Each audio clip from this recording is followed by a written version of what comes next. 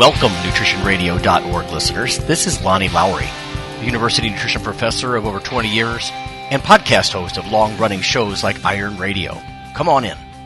Hey, everybody. Welcome to another episode of Nutrition Radio.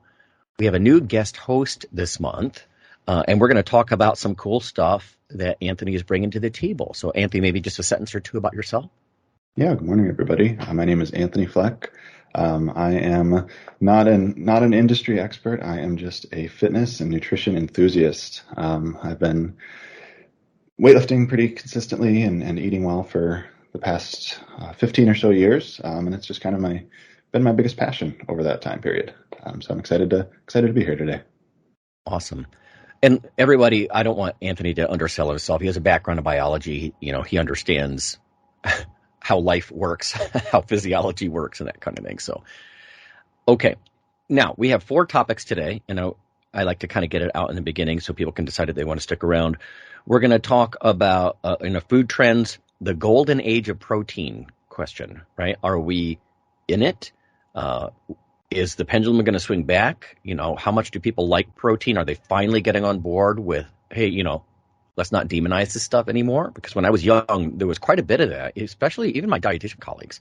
Anyway, and then in the nutrition science portion, we'll talk about fruit and vegetable prescriptions. Cool stuff.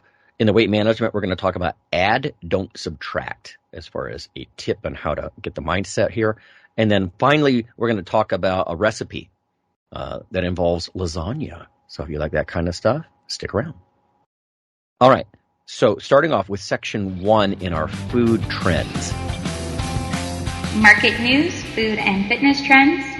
Yeah. What's sort of the source material, or what was the impetus for this stuff, Anthony, about the golden age of protein?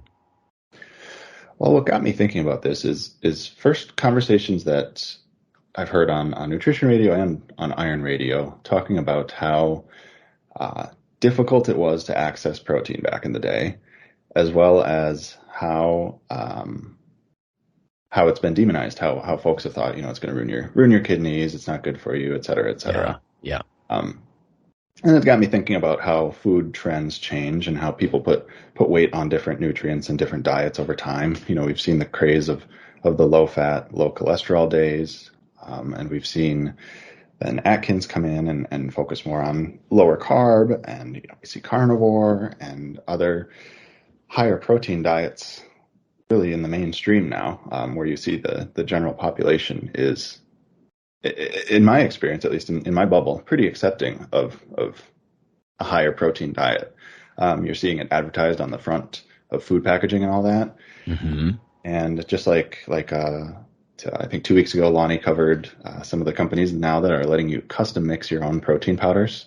So readily accessible, tastes good. You can get any form of protein you want, whether that be in a protein supplement or in whole food. I'm curious if we're in a golden age where protein is peaking. we're at peak protein, and we're going to see something different come down the pike in the future.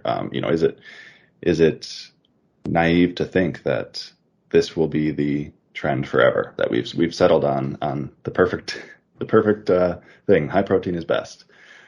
Yeah.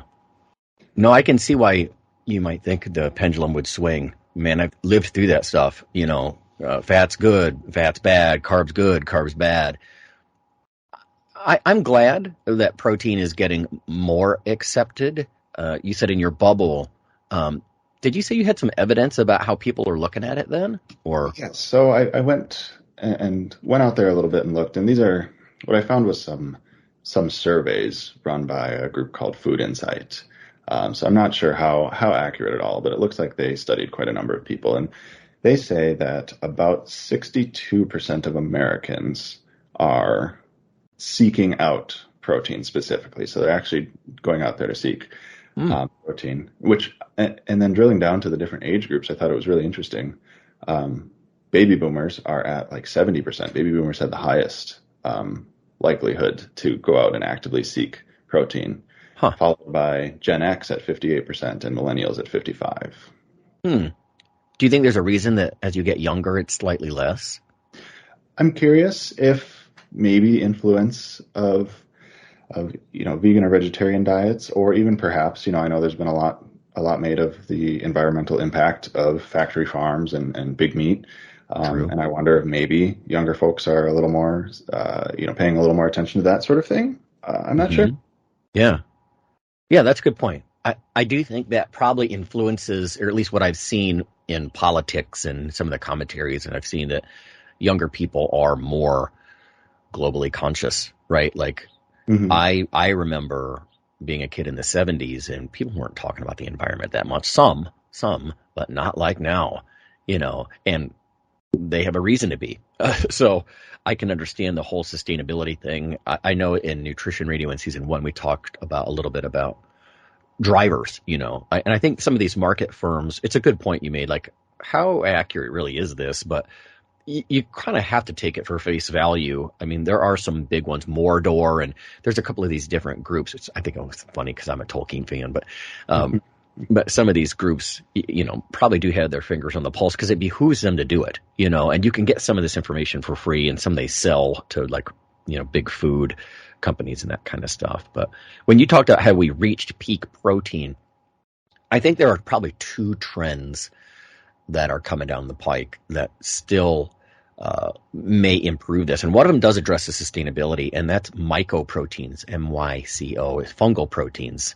And I've talked about this before, but as someone who's historically, I'm not super enthusiastic about like plant proteins like soy, for example. I'm more interested in some of the other alt proteins. And I'd like to look at that website that Lonnie Ducote was talking about. Actually, I haven't played with that much, but I wouldn't mind looking at what kind of fungal proteins they have. Here's a paper from Montaigne and colleagues. This is 2020 American Journal of Clinical Nutrition, top tier journal. Mycoprotein ingestion stimulates protein synthesis rates to a greater extent than milk protein in rested and exercised skeletal muscle of healthy young men, a randomized controlled trial. Now, that's quite a claim, right? Because we know that the dairy proteins are really top of the heap for, pick your protein quality score, PD-CAS or DIAS or any one of these different protein qualities. And I think our listeners, if not everybody, you can go back and take a look, but way beyond just complete versus incomplete proteins. Animal proteins are usually looked at as complete. They're not missing any essential amino acids. Plant proteins are looked at usually missing one or more essential amino acids, and that's going to kind of put a damper on protein synthesis and that kind of thing. But mycoproteins, like fungi, are not plants. And so when I see this often being touted as vegan, I just have to remember they're kind of saying not animal, right? It's not that they're plants. But I'm not surprised that it's a complete protein and that kind of thing. I'll just drop to the conclusion. I don't want to bore everybody. The ingestion of a single bolus of mycoprotein stimulates resting and post-exercise muscle protein synthesis rates to a greater extent than leucine-matched bolus of milk protein in resistance-trained young men. So there's a lot to this. And again, if anybody's interested, go check that out at Monteyne and colleagues. I think it's a real possibility moving forward. It's got the sustainability thing. If you're worried about animal suffering and that kind of stuff, fungal proteins are very interesting to me. There's even a food company called Quorn, Quorn, I believe, and they have like burger type substitutes based on these fungal related proteins. The other part would be peptides or even single amino acids. A lot of our listeners know, but single amino acids have pharmaceutical or nutraceutical kinds of qualities, and you can just go down a big list. Tyrosine is a building block for adrenaline in the body, and I've actually measured metabolites of epinephrine in the pee of people who consume tyrosine. If you take enough of it, it will in fact lead to a little bit more adrenaline production. It's interesting stuff. Or, they put taurine in energy drinks, or people use glutamine for overtraining, or leucine, obviously, for muscle protein synthesis. It's very interesting how these different amino acids have their own deal. And so do these peptides. Like leucine, I've seen fascinating data recently that dileucine, so two leucine amino acids stuck together, may be more anabolic, maybe a more of a trigger than even just leucine, which is very interesting to me. So I think we can move in some cool directions. I hope the pendulum doesn't swing back because in a society that's so obese. Protein's more thermogenic, it's more satiating, it's got a lot of things going for it. And there's just not evidence in healthy people that eating lots of protein is damaging, like you said, to your kidneys or dehydrating or gout, or, I mean, you could go down this big list of what it's been blamed for. So I took a quick look to see if there were any consumer available mycoprotein products outside of things like corn that are already mixed in. Do you have any supplement products available out there for the consumer? And I couldn't find anything yet. Interesting. So far, just food industry products right now. But yeah, corn was the one big name that I could find. They won some awards. Now there was some concern about allergens, I guess. Like some people it would set off, but then almost any food is going to have some percentage of people who, have an allergic response to it. So we'll have to see where some of this stuff goes. It'll be interesting to see the cost as some of these things roll out too, because yes, even just mushrooms on their own in the store. And I know I'm sure there's challenges getting fresh mushrooms to stores and whatnot, but even mushrooms alone can be pretty expensive. So it'll be interesting to see when you have to extract the protein out of them, or, those most useful bits. Does that go exponentially then? Yeah. I mean, insect protein is, I've seen conferences where people talk about that. Again, that's animal type protein. That's complete protein. Lots of weird caveats with that one, though. I don't want to be spitting antennae out of my teeth, stuff like that. But it's not really like that. It's totally crushed, powdered kinds of things, super sustainable, complete proteins. And the reason I haven't been a huge fan of the plant proteins in the past, I mean, I don't dislike them, but you just have to combine them, because if they're low in a certain amino acid, you kind of throw them together. It's sort of the whole complementary protein idea. Most people would suggest it's not like you have to have that in the same meal. Like you could have actually some type of grains for breakfast and beans for lunch, and overall you're still going to be okay. But as a physiologist and looking at a lot of these time courses that sometimes go like over a 3 to 5 hour period, I would want to get all the amino acids that I need at the same time. And the digestibility is a little lower. You kind of have to overcome that. There's just some things to overcome, but I think if you're clever, you can. Okay, no, that's a good point. I mean, dietary protein, let's hope it doesn't. I hadn't actually seen any data like you just shared as far as how many people are seeking it. So more than half people seem to be actually, aware that they need to seek protein. That's good. Actually, just anecdotally, I saw in the store yesterday, I was shopping for some food and saw a protein label that listed if you did the math, it listed the RDA at closer to 100 grams of protein. Now, I don't know if that was just a mistake on the label, but I kind of liked seeing that rather than the 50 is the typical RDA that I see. And so I don't know if that's a trend or if that's a mistake, but I didn't mind seeing that they were taking the percentage out of 100 instead of 50 grams. Huh. Yeah. I mean, 0.8 grams per kg is the classic RDA. That's low. I mean, a lot of people in fitness, they eat that in a meal, So yeah, it's curious. To your point though, I have seen even in Walmart, or Target, you'll see these like the Kodiak company. They have like high protein waffles and high protein biscuit mix, and it's because the dairy proteins are pretty versatile. They can throw it in. Personally, what I do is if I look at a bar or a grain product like that, I want to see one of the milk proteins in there. Mm-hmm. I know that's not for everybody, but they're just such high quality. I was just going to add as a rule of thumb for those types of products, I always like to think as an easy way to see is it a high protein food for me or not is 1 to 10. Is there 1 gram of protein per 10 calories in there? And then I know it's a real high protein. Well, that's cool. Yeah. When I look at meat products, I'll look for a 2 to 1 like protein to fat content. Mm-hmm. So it's kind of a similar thing, like in relation to the other things. Exactly. Yeah. Yeah. In fact, Dr. Jose Antonio, he sent me something recently about the dilution. This is protein dilution theory that maybe we can talk about in future weeks. But the idea is that people seek protein, and all the other things you're consuming is your body's trying to go for protein. And in the current environment, a lot of foods, are junk foods are high sugar and fat and other calorie sources. So you end up wolfing down too much, getting too many calories because you're not getting the protein kind of deal. It's just an interesting theory. Yeah, it's just kind of a hypothesis, but it was an interesting theory. All right. In section 2, breaking nutrition science. So I'm curious about the fruit and vegetable prescription. Breaking nutrition science. Sure. So this comes from a article published at the end of August of this year in Circulation, Cardiovascular Quality and Outcomes, which is an American Heart Association journal, by Hager and colleagues. The name of the article is Impact of Produce Prescriptions on Diet, Food Security, and Cardiometabolic Health Outcomes, a multi-site evaluation of 9 produce prescription programs in the United States.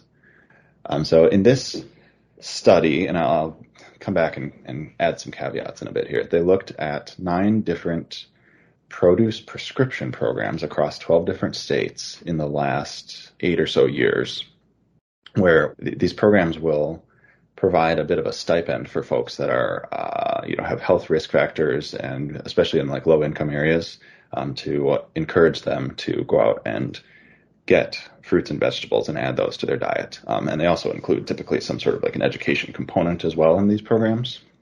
So they call it a produce prescription because the doctor can refer them to these sorts of programs.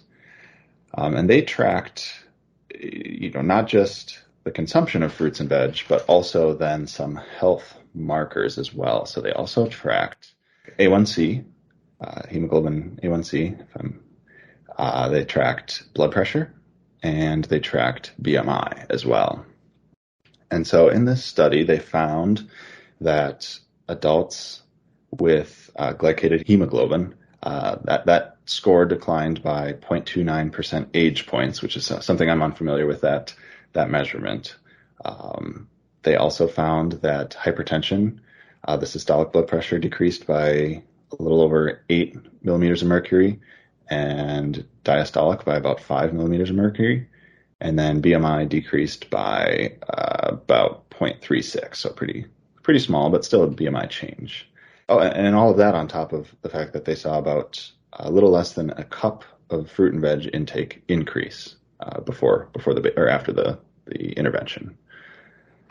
So this particular study showed a pretty positive outlook on these programs. It's showing that folks actually do take it to heart and add fruits and veg to their diet, and then they see health marker outcomes as a result of that.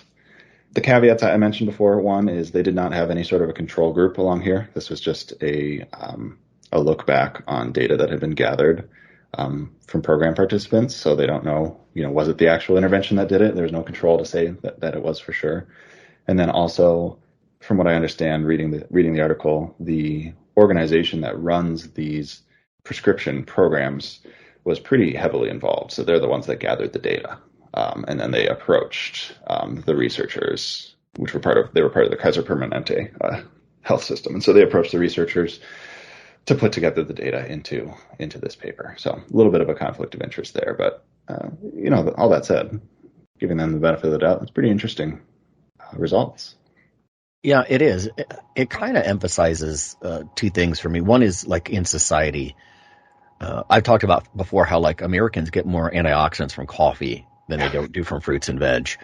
So yay coffee, but that's sad, right? Like there are real reasons why we're pushing for the consumption of fruits and vegetables. When you mentioned A1C for age, I actually haven't looked at that much either. I mean, typically if you have and for listeners, hemoglobin A1C is just how gummed up your hemoglobin protein in your red blood cells is. Typically levels in the low 5s, 5.2, 5.5%, stuff like that. That's what I'll see in college students. They don't have their blood sugar spiking enough to over time gum up, that number. So when you have lower numbers, it suggests lower blood sugars like all the time, right? So you think about A1C as sort of a more long term as opposed to like a finger prick for blood sugar right now after a meal. Just scanning some quasi-lay sites here. WebMD talks about the A1C test and it gives some numbers. Like, for example, if your A1C percent is 5, and this isn't per age, because it's true, you would have to loosen this up as you age. Middle-aged people have poorer carbohydrate metabolism, So on some level, you should adjust for that. I mean, someone like myself who exercises, and I have throughout my middle age, hopefully better, but it's like so many things, kidney function, other things, you're just going to start to fade a little bit in your ability to do this stuff. A1C of 5% comes out to an average blood sugar of 97 milligrams per deciliter. A 6 would be an average blood sugar of 126 milligrams per deciliter. And 126 used to be the old marker for, above that, fasted, and you have diabetes. Oftentimes in diabetes, you'll hear clinicians talk about trying to get your levels under 7%. So you don't want to be real, gummed up and all that kind of stuff. So when I think of fruits and vegetables, I think about the mechanisms. It could be stuff like if legumes are in that mix, tons of fiber and, that kind of thing. Or oftentimes you'll think about a little bit lower glycemic indices because you're getting fiber, but also the phytochemicals and stuff. Like they have real impacts on blood sugar. This is one of those reasons I don't like the if it fits your macros approach. I know some people are really into that. We talked about like diet trends swinging earlier, but that might be true. I mean, counting macros and the calories that come with them, pretty good for a target date kind of diet. But man, for career longevity and all these kind of cardiometabolic markers and stuff you're talking about, fruits and vegetables are sort of a big deal. How do you approach this yourself, Anthony? Like fruit and veg intake, do you try to dose it? Yes, I think that's an interesting question. I was gonna ask whether the lay person should think about fruits and vegetables as a prescription for themselves. I in fact, to use a phrase, y'all on the iron radio side of things always talk about your prescription of iron, right, for the day or the week. Yeah. For me, I don't look at it that way. I just try to make sure to prioritize, fruits, vegetables, and protein in the meal I can. And I kind of take the temperature or so every couple days. Have I been doing a good job of getting fruits and veg in my life? If not, well, maybe I need to have more around the house, or maybe I need to make it easier to eat them. I try to find fruits and vegetables that I like and that I can incorporate into meals that I'm already making. So for me are I really like bell peppers and zucchini because I can mix them pretty easily into a lot of other meals that I'm cooking, and zucchini can disappear in the background, right? Mm-hmm. And so those two go really well, and then broccoli as well. I mean, you taste that one a little more, but you chop it up and add butter and salt and pepper, and it can disappear if you need it to. Yeah, I've seen data that broccoli consumption is way up compared to when I was a kid. That's a good thing. I mean, it's one of the most nutrient-dense foods you can imagine with the phytochemicals and vitamins and minerals and all that kind of stuff. I think it's good, talking back about trends, but I think we've come a long way with some of the, they're not exotic vegetables, but some of the vegetables like Brussels sprouts and asparagus and whatnot, just access to those in stores and people learning how to cook them better. I think I remember, growing up, and if you got Brussels sprouts, they were steamed, and that was the only way that I knew them. Yeah. Now you see, they're on restaurant menus, all sorts of different ways to roasted. Eat them. Yeah. Exactly. I think it's great that the culinary side is evolving too, to bring that to people more. Yeah. I mean, that's a great tip for everybody. I mean, if you don't like cauliflower broccoli, try roasting it, braise it with a little olive oil and stick it in the oven. Oh man, it changes the whole sensory experience, completely changes it. It brings up a good point that I've said many times over the years, that I think a lot of people, they say, I don't like fruits and vegetables. You're eating like canned gray looking green beans on the side of your plate, like along with your meal. At least when I grew up in the 70s, 80s, that's what people did. I mean, in one sense, the meals were a little more balanced than now because people ate at home more. And there was like a protein, generally a meat, a starch, and a vegetable.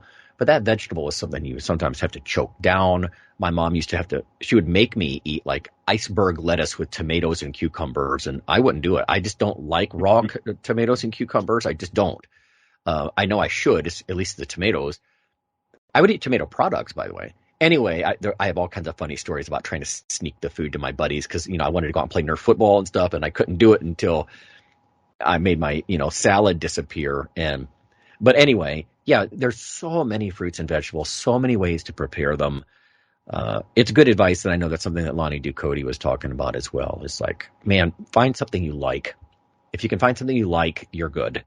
And then, I've often said over the years, go find those you can even steam them now. Some people might not like to microwave things in plastic, but if it's going to dramatically increase your intake, you can steam, all these different frozen vegetable blends in like 5 minutes in the microwave and just make that frozen bag disappear throughout the course of the week. And I've worked with a lot of athletes who aren't like you, Anthony, in that they just live on fast food. They don't even try to prioritize, lean protein foods or fruits or veg. It's like, just go dose it. So I have kind of dosed it in that way. Like, here it is.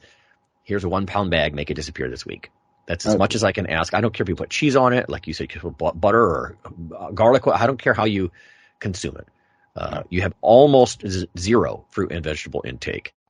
One other, I guess this is a tip, but I always recommend folks take a look at what their employers offer for programs. My wife's employer offers a subscription program to this healthy savings card. So it's no cost to us, but it gives us something like 20 or 30% off of produce up to $5 per transaction. Really? At certain grocery stores. And so if we're at one of those stores, we always make sure to visit the produce section and pick up enough produce to get those, $5 back in our pocket, which, I mean, $5 in one trip that's a lot. I love it. It's $25 worth of produce and we get $5 off. That's great. So we use that pretty frequently. It's available, I think, for us at Cub Foods and like Lund's by Lee's and Hy-Vee and some of those. So those aren't the places we primarily shop, but when we do go there, we always make sure to do that. So yeah, keep an eye out for programs that like employers offer or your health insurance might offer something like that. Because it helps. I mean, it encourages us to go out and get extra fruits and vegetables. Yeah, I like the carrot versus stick approach. Yeah. I mean, no pun intended, the carrot approach, but you know more about this than I do. But yeah, if I was an insurer, I would love to do this. This is like a ounce of prevention is worth a pound of cure. If you want to not spend 50 grand or whatever it is now for a, open heart surgery, how about you just, Exactly. eat more fruits and vegetables? Yeah. Yeah. And I think that takes it back right to that prescription program. That's exactly what they're looking at is, hey, let's intervene before there's big problems and try to get more fruits and vegetables in these people's households. Early on, a lot of these programs focus on children. And so, yeah, I don't know the details behind the scenes of how it's working, who's paying for it. It looks like the organization that participated in this study here, they're a nonprofit from what I could tell. But that's an interesting approach. Even the food industry, not to belabor this too long, we got to keep moving, but they're sneaking a lot of vegetables into even snacks and stuff that kids might eat. There's a Harvest Crisps, like these pea snaps. There's lentil snaps, I think, from that same company. Just like we were talking about companies like that Kodiak food company that starts putting protein in their bars and pancake mix and waffles and all that. Sneaking vegetables into snacks is a good idea. I usually look for some fiber. Like if you look at something like that, like the old school vegetable straws, they're junk usually, right? And you look and there's zero fiber and you're like, how is this really loaded with spinach and tomato powder and stuff? There's like no fiber. Yeah. Good that there's demand for those things now. So we're actually getting those products out and easily available for us. It's awesome. Yep. All right. Next up, weight management tip. Weight management tips. So you suggest add, don't subtract, as far as piggybacking off a study that we had been talking about in recent weeks. Yeah, I think, and this fits with the topic of the vegetables as well, is I find it so much easier to add good things rather than trying to subtract the quote unquote bad things from my diet. So, I go through phases over the course of the year, and sometimes I let myself beef up a little bit more, and sometimes I try to catch myself and get myself in check. And when I'm trying to lose a little bit of weight, I start by prioritizing the things that I know are going to support those goals. And I've heard from the life coach type folks, right? They'll say, if you want something done, you have to make sure to prioritize and do the things you care about first. Because otherwise they'll just get lost in the mix. And I think the same is true for food. So for me, that often starts with, I make sure to always have a full glass of water in the morning, just to get me started. Otherwise, I might forget later in the day. I'll often start my day with a protein supplement, like a protein powder or something like that, just to make sure I'm starting the day with 25 or 50 grams of protein. And the same goes if you're trying to lose weight. Maybe before you eat a meal, you throw back a protein supplement, or you take half a cup of Greek yogurt or something like that and eat that. Or I know not everybody's going to be open to something like this, but if I'm making grilled chicken, well, while I'm out there grilling, I might put down a chicken breast or two before I even sit down to eat the rest of my food, just to try to make sure that you're filling up on the things that are making the best impacts on your health and diet and goals first, before you get into the buttery mashed potatoes and gravy and sweets and whatnot. And I think that's a much easier and more sustainable approach for me, at least, and I would imagine for most folks too, to add rather than subtract. It just changes a little bit of the mental difficulties of dieting. I think especially with the timing issue that you mentioned, like, do it up front. If you try to eat that chicken breast or something kind of bland after you eat the delicious stuff, it's going to be harder. It might be harder. The way I always looked at this was approach strategies. Like, as a nutritionist, I've always thought about approach versus avoidance strategies, right? Because avoidance strategies, don't eat carbs, don't eat fat, kind of back to our first section. They just create a sense of guilt and failure. You're like, well, I ate the carbs. I shouldn't have eaten the carbs. So instead, go eat the chicken breast first. Approach the things that are on the positive side. I just think it creates much less sense of failure and guilt over time. And, people are always talking about the battle of the bulge. I don't think there has to be a battle. Your body follows what you command it to, what you do, your lifestyle. Yeah, and if it starts with a slam a nice 16 ounces of water in the morning, there you go. And that's something I might borrow from you there, Anthony, because my mornings, I make half calf coffee in a little like 4 ounce or a 4 cup pitcher, sometime pot, and I just drink that. And I'm thinking, oh my God, almost all of my fluid intake before noon is a pot of coffee. So maybe that's mostly water. Don't get me wrong, but yeah, that's not really over any dramatic problem. I don't consider it a vice. But yeah, I'd feel better if I just drank some water, tap water, in the morning, or bottled water or something. I don't know. That gets me on the right foot, and it does. I'm always in a fight now. You're maybe a little more disciplined than I am. I haven't quite gotten to work my way down to half calf. I go straight for the heavy hitters in the morning, and so if I have that glass of water, it gives me, it hydrates me a little bit, so I'm not rushing to get that coffee quite as quick, to delay it as long as I can. I've read that it's better to wait on the heavy hit of caffeine until you've been up for a little while, just for sleep cycles and whatnot. So I try to delay as long as I can in the morning. Yeah, that's interesting. I've actually caught myself being slightly dehydrated too, like not like on the scale, because usually if you lose a couple of pounds after the gym, like you might literally lose a half a pound, even 2 pounds during a workout, depending how big you are. That's not what I mean. I just mean like, oh, my pee's a little dark, I'm a little thirsty. I have actually not drank enough water, and so that might be a way to just make sure you're putting a dent in it, if nothing else. It's not perfection, but it's progress. Exactly. Get that cup of water in there so I don't find myself with dark urine or a dry mouth. I was painting my house not long ago, and I realized, man, I am pretty seriously dehydrated. So why not just prevent that? Why not keep your body from going through that nasty ADH, stress hormone kind of response? Just drink the water up front when it's easier. Yeah. I've been in the middle of a move the past week or two here, and so most of my good nutrition habits are slowly falling by the wayside.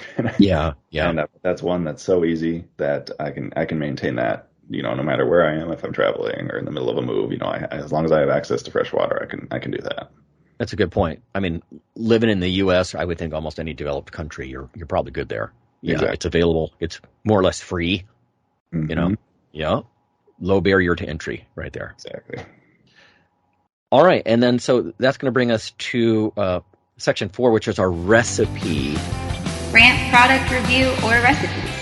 And I teased it at the beginning involving lasagna, so that might get people's attention. But this is sort of following the theme of today as far as vegetables, right? So what do you have here? Exactly. So for a little background, a coworker of mine participates in this charity called Lasagna Love, and it's this group that gets together and matches people who are in need of a good meal with people who have time enough to cook some homemade lasagna. And so it's a great, great charity. I did a couple months of it, and it's nice to be able to give a home cooked meal to somebody. Mm-hmm. Well, their default recipe that they share with all of their participants for lasagna includes, anywhere that you would mix like mozzarella or Parmesan cheese, they add grated zucchini and yellow squash. And, like I've mentioned earlier that zucchini is one of my favorite veggies because squashes, because it just blends so easily and kind of hides in the background. And so when you mix those two with the cheese, well, the color of the yellow squash kind of disappears into the cheese, and the zucchini just looks like flecks of basil or some sort of an herb, so you don't really think anything of it. Exactly. Mm-hmm. And it just disappears. You don't notice a texture difference or a taste difference. Oh. Now you do have to squeeze the water out of those two because they are pretty wet foods. So I always just grab it up in a towel or paper towel, and I usually salt it 10 minutes before, and then I squeeze it out. Kind of let the salt draw a little bit of the water out. But just that step alone in a lasagna recipe, I think is great. Just getting something in your, something extra in your life. Again, adding instead of taking away. And then again, in the add, don't take away concept, the recipe that they offer calls for 2 pounds of ground beef or turkey. Well, I'll throw in maybe 2 pounds of ground beef and an extra pound of turkey on top or something like that, just because I'm trying to prioritize that lean protein. Of course, it's lasagna, so it's a long recipe. I won't go through all the ingredients and details, but you can go just search for Lasagna Love recipe if you want the exact recipe. And my recommendation is add a little extra meat, and you can sub out a little bit of the ricotta cheese for some Greek yogurt if you really want to amp up the protein a little more, and turn it into a pretty macro-friendly recipe that also has some hidden vegetable. You could chop up some spinach. Again, that'll kind of in a recipe like that, your brain will just think basil. It won't think spinach. And so you can kind of trick yourself into eating some veggies if it's hard for y'all to get those into your life. I like the idea that, you don't even notice. My wife and I found something with reasonable macros. It was sort of a breakfast skillet thing. And it was an Aldi. I don't know if those are, I think they're nationwide, but we grabbed some of this, so I just thought I would try it. And I know my wife doesn't like mushrooms, so I'm like, I'll just eat this. It was not good. The mushrooms that were included the whole thing was mushy. It was kind of bland. It was mushroomy in a way that I didn't really like. But what you're saying is you're avoiding that, right? Because a lot of these background vegetables, they're like a blank canvas. They're not really bringing a whole lot to the table from a taste value perspective. Mm-hmm. You're just putting them in there because, again, it's almost that dose, that prescription of vegetables. Exactly. And the same can be done with cauliflower and mashed potatoes too. You can buy mashed cauliflower, kind of trying to disguise itself as as mashed potatoes. I've not found those to be a 1-for-1 replacement.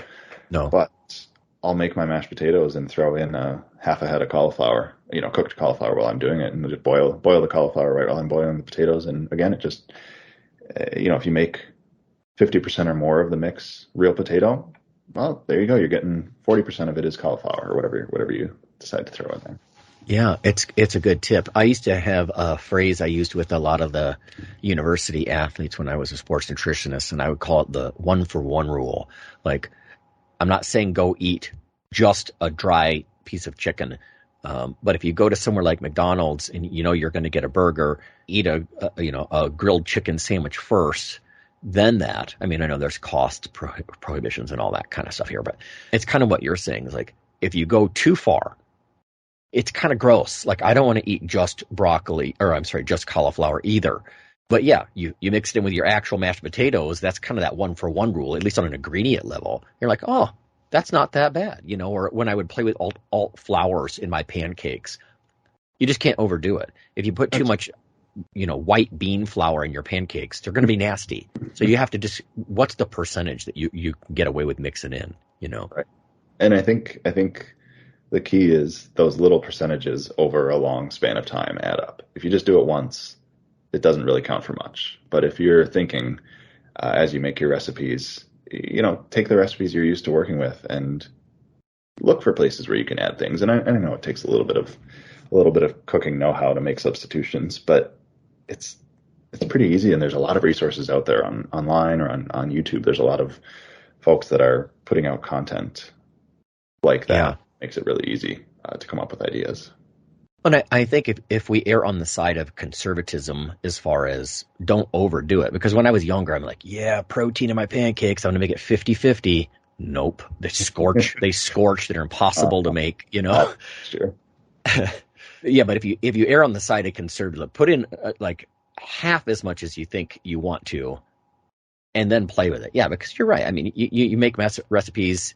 You don't have to have a ton of culinary skill. If you're being more cautious than not, you can add more over time. If you screw up a recipe, so long as it's edible, you won't waste it. And I love the idea with the lasagna as far as sort of a vehicle. And you said it was a charity as well. And I like that kind of stuff. I mean, when I was playing around with the amino acid coffee filters that I had invented, I was actually I was reaching out to food banks and what you might call soup kitchens, food distribution centers, just because it's a cool way to get an extra muscle preserving stimulus. I feel like this way, even people that if they don't have a lot of money, they deserve a good cup of coffee too. So why not? It's sort of a pleasant way to get something healthful in them. And so, yeah, I like that kind of concept as well, because lasagna is a pretty attractive way, I would think, to get people to eat their veggies. Like, hey, this is a hot meal. It's delicious. And, they're willing to overlook that there might be a little, I mean, it's not like you have to withhold from them. You could say, hey, this has some, some stuff snuck in. What do you think? Right. By and large, as long as you err on the side of conservatism, then yeah, you're not overdoing it and you're not giving them this nasty thing where like, oh man, this just reinforces that I hate vegetables. Exactly. Yeah. And also with kids too, makes it a little easier. And you don't have, like you said, you don't have to hide it from them, but it does show and kind of lay the groundwork that, hey, vegetables can be good, and set them up for a life of using vegetables and cooking with them rather than thinking of vegetables as the enemy. Yeah, it's sort of like that AHA, the American Heart Association journal you were talking about, where there's an educational component. We have to, like, my wife's a counselor, right? So what my amateurish view of motivational interviewing or some of the CBT she does is they're kind of closed-ended options, but you have to get the patient to acknowledge that, hey, this is my idea, and or I choose this, not I'm being told to do this. If you educate people a little and say, look, vegetables can be delicious. Here they are in lasagna, and you didn't hardly notice it, or or like we were talking about with incorporated into other recipes. It doesn't have to be those gray canned green beans on the side of your plate that you just feel like you have to choke down because you should. Which is kind of funny because as far as a lot of vegetables and phytochemicals go, I'm not sure that's super high on my list anyway. I mean, source of fiber maybe. But yeah, I think the educational component would be good too, like what you said with kids. So they don't end up like my niece. She's decided somewhere when she was young, vegetables bad.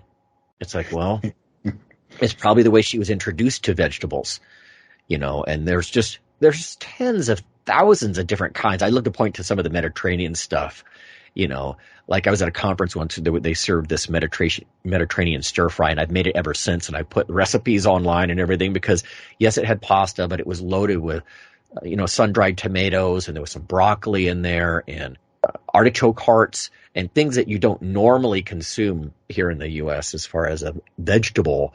But man, it was so good. And it just really opened up my eyes to this idea that there are thousands of vegetables that you can choose. Why are you eating the green beans or a little serving of corn, which by the way is not so much a vegetable as a grain, but yeah, it's all on how you're educated, I think, on these things.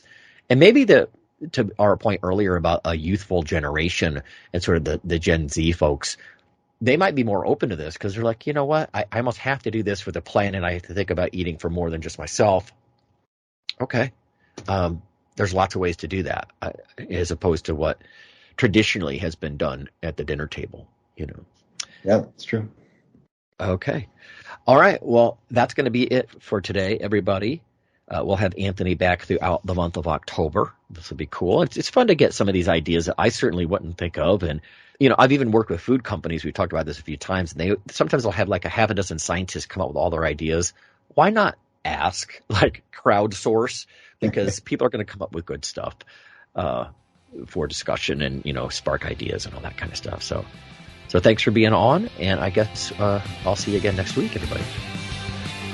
The nutritionradio.org podcast is for informational purposes only.